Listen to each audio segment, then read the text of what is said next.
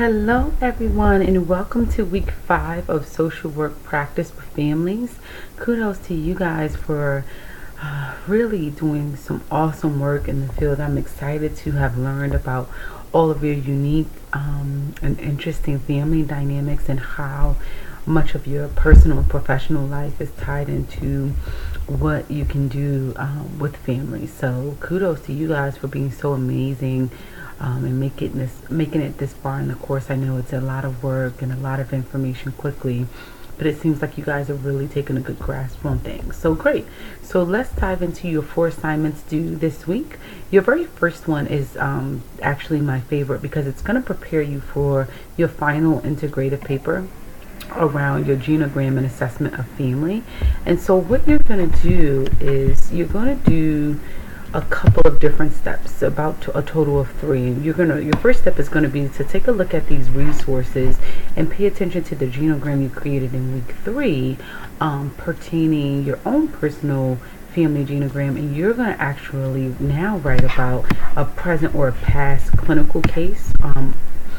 You could have worked with an individual and tried to do a genogram and talk about their family dynamics, but if you have had experience doing some family work and having a family on your caseload, you can use that as an example as well. So if you are struggling to have a client for some reason, just shoot me an email and let me know. We'll figure it out together.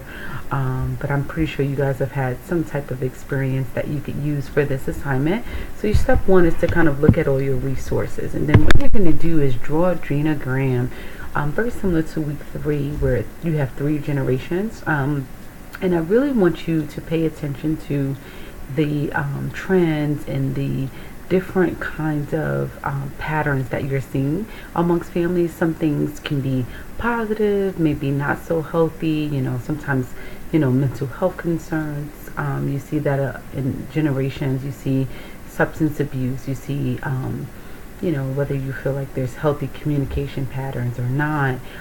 Sometimes you see success, right? Sometimes you see family business owners, and sometimes you see a family of doctors. So, I don't want you guys to always feel like it has to be negative. You can definitely talk about positive trends and patterns as well. And then what you're going to do in step 3 is you're going to upload the genogram as an attachment to your initial post.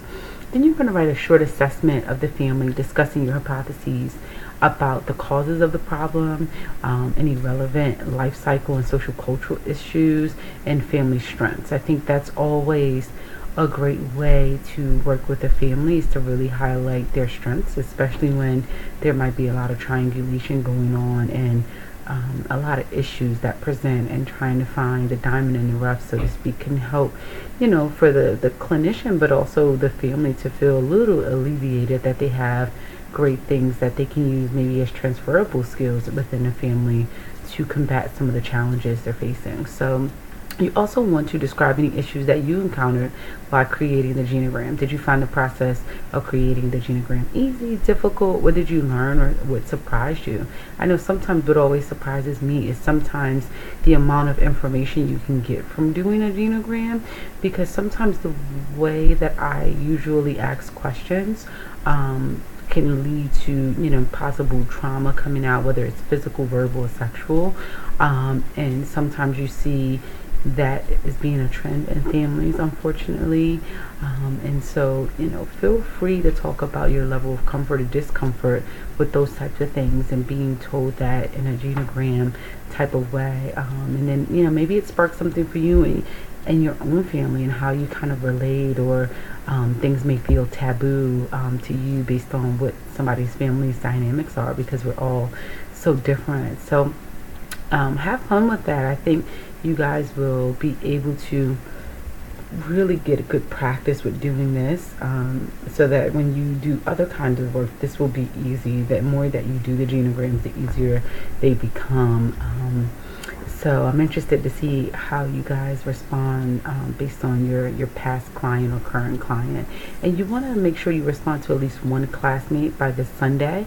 What can you contribute to their learning? What can they contribute to? What have they contribute to your learning?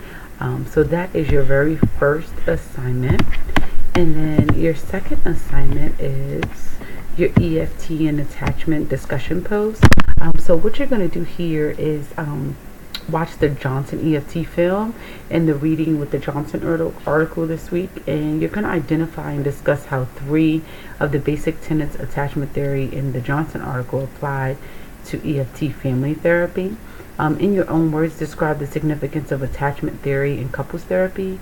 I actually am seeing one couple here in Delaware, and a lot of the things that we have worked on started initially with how they attach to their caregivers and people in their families and their friends, much so in their childhood, that has transcended some issues in their relationship. So, the topic of trust, the topic of, strong emotional attachment or detachments, those types of things. So you can find out a lot about how people connect with the world around them based on their childhood and attachment with their caregiver. So I'm interested to see how you guys respond to that one, and describe how Johnson reframed the client's problem into a cycle reflecting attachment needs and fears. I think that you will always find this a really great skill because it helps people to understand the function of their behavior while you're not always justifying it. But I think it does allow compassion to enter the room when you are talking about, typical human behaviors based on the way we attach and the things we need and fear based on those attachments. So that's your second assignment. You don't have to respond to a peer, but you're more than welcome to do so. Okay, so your third assignment is the contextual family therapy discussion pose. So what you're going to do is listen to the podcast. Feel free to listen to it while you're driving, while you're on the treadmill, or maybe somewhere else. I think sometimes you can make getting your assignments done fun and practice self-care all in one. If you're someone who feels like you can get that and focus, I encourage you to do that.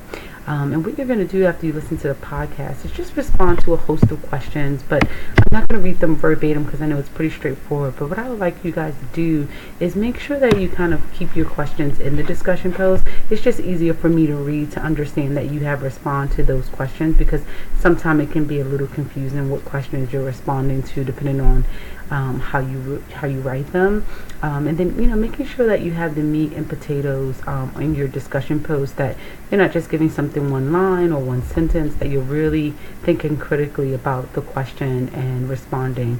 I would say at least on a graduate level, 4 to 5 lines, a paragraph for at least each of the questions, that really hone in on your responses. Okay, so I just wanted to drive that home. And then you also, for this post, do not have to respond to a peer by Sunday, so you just have to do your initial post.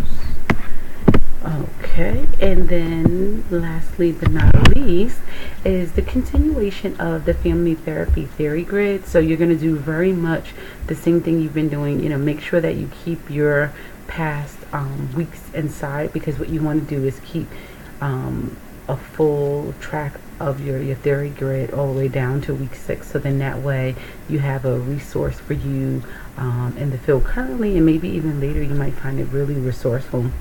And you can always share this at your place of employment or your internship. It can be something that you guys talk about as a team during a case review or working with a family. Like, you can find really cool ways to take what you're learning in the course and apply it to theory and practice and things that you're doing in the field. So I encourage you to be leaders from right where you are, and to share this information, because sometimes even people who have been in the field don't always remember these interventions. Sometimes we kind of do them out of good practice, but I think it helps to have students who are in school bringing a fresh perspective to things. So great. So I'm interested to see how you guys respond to the EFT psychodynamic family therapy, because what I really like about it is that it hones in on the emotional part of being human, and really explores our thoughts and feelings and the way that we connect with one another. So fill it out the way you guys have been doing. But I think the one thing I wanted to drive home for this one is making sure that you have your APA citations properly. So if you use more than one APA citation, just make sure when you're discussing, your previous boxes, that you're specifying in the text what reference you're getting your information from. So if it's just one reference, you still want to cite it anyway, but even more so when you have two, because it can kind of be confusing for me to see where you're pulling your information from. And then just making sure that you don't leave out your reference in that last box in APA format. You want to be able to go back and utilize that as a resource if you ever need it. But it's really good practice, making sure that if it's an article you're using, that your journals and your volume numbers are italicized. I think that's kind of like the biggest and easiest mistake. Honestly, I still do it sometimes when I'm rushing. And when you copy and paste things, if you ever get it from a site where you're citing something, it doesn't always do it for you. And so that's where we kind of get jammed up with the joys of technology. So just wanted to let you guys know that. And then practice your self-care. I love the headspace activity.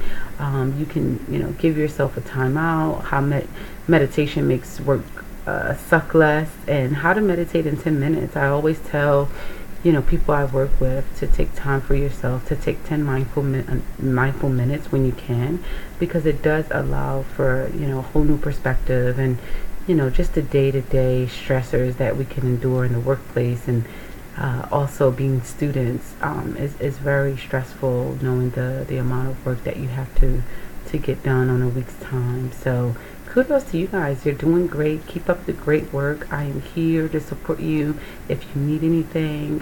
Have a great week, and I'll be in touch. Bye-bye.